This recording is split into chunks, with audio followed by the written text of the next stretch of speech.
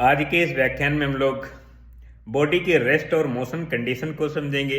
कैसे पहचानेंगे कि बॉडी रेस्ट पर है या मोशन पर है, फ्रेम ऑफ रेफरेंस क्या होता है, और अगर बॉडी मोशन पर है, बॉडी मूविंग सिचुएशन पर है, तो कौन सा मोशन कर रही है, किस टाइप का मोशन कर रही है, इसको समझेंगे। अगर कोई बॉडी अपने कोऑर्डिनेट टाइम के रेस्पेक्ट में किसी फ्रेम ऑफ रेफरेंस के रेस्पेक्ट में अपने कोऑर्डिनेट को चेंज कर रही है तो मोशन पर है। अगर टाइम के रेस्पेक्ट में किसी फ्रेम ऑफ रेफरेंस के रेस्पेक्ट में अपने कोऑर्डिनेट नहीं चेंज कर रही है, उसके कोऑर्डिनेट फिक्स हैं, कांस्टेंट हैं, तो हम कहेंगे बॉडी रेस्ट पर है। किसी भी बॉडी के रेस्ट या मोशन को एक्सप्लेन करने के लिए, डिफाइन करने के लिए, समझने के लिए हम बॉडी के फ्रेम ऑफ रेफरेंस को समझते हैं। फ्रेम ऑफ रेफरेंस क्या होता है? कोई बॉडी, कोई भी ऑब्जेक्ट जिस जगह पर होती है, जिस लोकेशन पर होती है, उस लोकेशन को ही हम उस बॉडी का फ्रेम ऑफ रेफरेंस कहते हैं। सपोज दैट कोई आदमी एरोप्लेन पर है तो एरोप्लेन उसका फ्रेम ऑफ रेफरेंस हो गया। कोई आदमी नाव पर है तो नाव उसका फ्रेम ऑफ रेफरेंस हो गया। नाव नदी पर है तो नदी फ्रेम ऑफ रेफरेंस नाव के लिए हो गई। कोई आदमी बस पर है तो बस उसका फ्रेम ऑफ रेफरेंस है।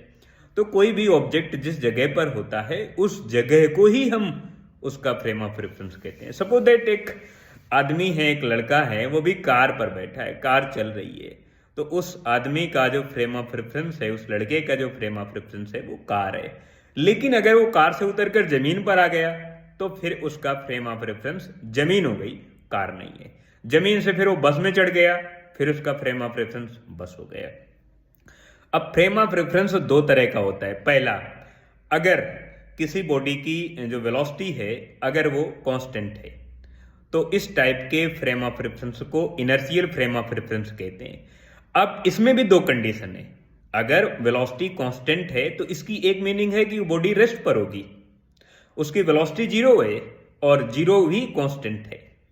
इसी की दूसरी कंडीशन, बॉडी मोशन पर है बट उसकी वेलोसिटी टाइम के रेस्पेक्ट में कांस्टेंट है। सपोज दैट 20 मीटर पर सेकंड तो उसकी वेलोसिटी है, direction along the positive x axis है, तो डायरेक्शन भी नहीं चेंज हो रही है और वेलोसिटी का जो मैग्नीट्यूड है वो भी नहीं चेंज हो रहा है। तो भी मैं कहूंगा कि वेलोसिटी की जो वैल्यू है वो कांस्टेंट है और वेलोसिटी की वैल्यू कांस्टेंट है बट ये मोशन पर है।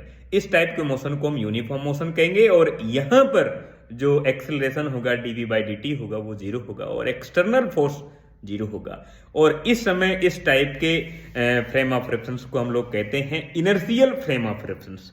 लेकिन अगर बॉडी वेरिएबल वेलोसिटी के साथ मूव करने लगे, वेलोसिटी चेंज हो, मोशन की डायरेक्शन चेंज हो या वेलोसिटी का मैग्नीट्यूड चेंज हो या दोनों चेंज हो जाए, मेरे कहने का मतलब वेलोसिटी चेंज होना चाहिए। वेलोसिटी में दोनों चीजें, मैग्नीट्यूड एंड डायरेक्शन, दोनों में से कोई एक या दोनों एक चेंज हो गए तो वेलोसिटी चेंज हो जाएगी। वेलोसिटी चेंज होने की वजह से एक्सेलरेशन जीरो नहीं होगा because dv/dt equal to acceleration. और अगर वेलोसिटी वेरिएबल है तो वेरिएबल फंक्शन का जो डिफरेंशिएशन होता है वो जीरो नहीं होता है, तो एक्सेलरेशन अब जीरो नहीं है।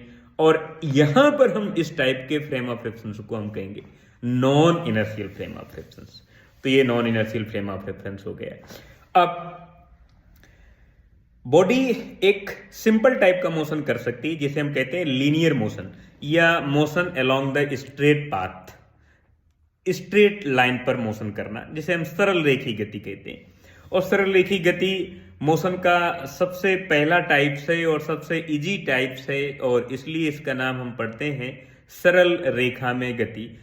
Motion along the straight line, किसी सीधी रेखा के अंदिश जब कोई पार्टिकल, कोई ऑब्जेक्ट गति करता है, कोई कार, वैन, कोई ट्रेन, कोई बॉडी, कोई मैन, कोई भी, तो इस टाइप के मोशन को हम कहते हैं सरल रेखा में गति। दूसरा टाइप्स आता है, इसे हम वन डायमेंशन मोशन भी कह सकते हैं। दूसरा टाइप है टू डायमेंशन मोशन को हम समझ लें, जैसे प्रोजेक्टाइल मोशन है। प्रोजेक्टाइल मोशन को आप ये समझे कि कोई बॉलर है, जब बॉल को थ्रो करता है तो बॉल प्रोजेक्टाइल मोशन में जाती है, या बैट्समैन जब बॉल को हिट करता है तो बॉल प्रोजेक्टाइल मोशन करते हुए आगे की ओर जाती है।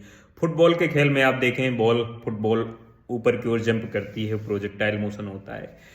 या हॉकी के खेल में देखें वो जो जिस तरह से जंप करती है चिड़िया, उसे हम कहते हैं प्रोजेक्टाइल मोशन। या मेढक का जो जंपिंग है, मेढक की जो जंपिंग है वो प्रोजेक्टाइल मोशन है।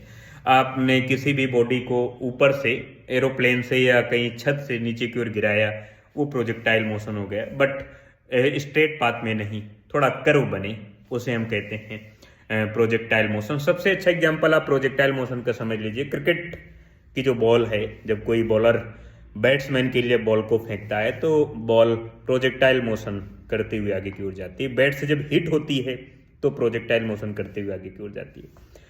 ये 2 डायमेंशन मोशन है। और फिर इसके बाद सर्कुलर मोशन में बातचीत करें। सर्कुलर मोशन की डेफिनेशन ऐसे हम लोग समझें कि अगर कोई ऑब्जेक्ट है किसी सर्कल के अलोंग, किसी सर्कुलर पाथ के अलोंग अपने मोशन को कर रहा है, तो इस टाइप के मोशन को हम सर्कुलर मोशन कह सकते हैं। सर्कुलर मोशन भी 2 तरह का होता है, एक यूनिफॉर्म, दूसरा नॉन यूनिफॉर्म। यूनिफॉर्म वो है जिसमें से स्पीड कांस्टेंट रहती है, वेलोसिटी की डायरेक्शन चेंज होती रहती है। वेलोसिटी की डायरेक्शन तो चेंज होगी बिकॉज सर्कल में मूव करना है, तो मोशन की डायरेक्शन तो चेंज होनी ही होनी चाहिए।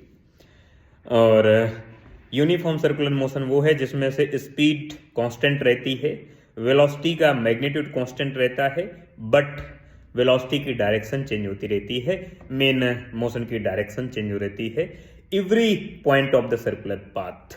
जो सर्कुलर पाथ है उसके हर एक जगह पर जो वेलोसिटी की डायरेक्शन है, मोशन की डायरेक्शन है, वो चेंज होती रहती है। इसे हम यूनिफॉर्म सर्कुलर मोशन कहते हैं। दूसरा non uniform circular motion. Non uniform circular motion में स्पीड तो चेंज होती ही होती है, डायरेक्शन चेंज हो रही है मोशन की, यानी हम वेलोसिटी का मैग्नीट्यूड और वेलोसिटी की डायरेक्शन दोनों को चेंज करके बता सकते हैं। यानी स्पीड, पार्टिकल की स्पीड चेंज हो रही है, पार्टिकल सर्कुलर पाथ के हर एक पॉइंट पर डिफरेंट स्पीड के साथ सर्कुलर पाथ के अलोंग मूव कर रहा है, तो इस टाइप के मोशन को हम कह सकते हैं नॉन यूनिफॉर्म सर्कुलर मोशन। फिर इसके बाद जैसे हम लोग बातचीत करें रोटेशनल मोशन, जैसे फैन है, पंखा है, रोटेट करता है किसी फिक्स एक्सिस के अबाउट, रोटेट करता है। हम दरवाजे को जब खोलते हैं बंद करते हैं, इसे रोटेशनल मोशन कह सकते हैं। अर्थ अपनी एक्सिस के अराउंड मूव करती है, उसे आप रोटेशनल मोशन कह सकते हैं। आपने कोई मशीन देखी होगी, जैसे गेहूं पीसने वाली मशीन है, उसमें जो पत्थर के एक डिस्क की डिजाइन में एक टुकड़ा होता है, वो रोटेशनल मोशन करता है, और लोहे की जो रॉड होती है वो रोटेशनल मोशन करती है। सबसे बेहतरीन एग्जाम्पल आप पंखा मान सकते हैं, ये रोटेशनल मोशन है। फिर आगे बात करें अगर एसएचएम की, simple harmonic motion. Simple harmonic motion वो है कि जब कोई ऑब्जेक्ट किसी फिक्स टाइम इंटरवल में अपने पाथ को कंटिन्यू रिपीट करता है तो उसे हार्मोनिक मोशन कहते हैं।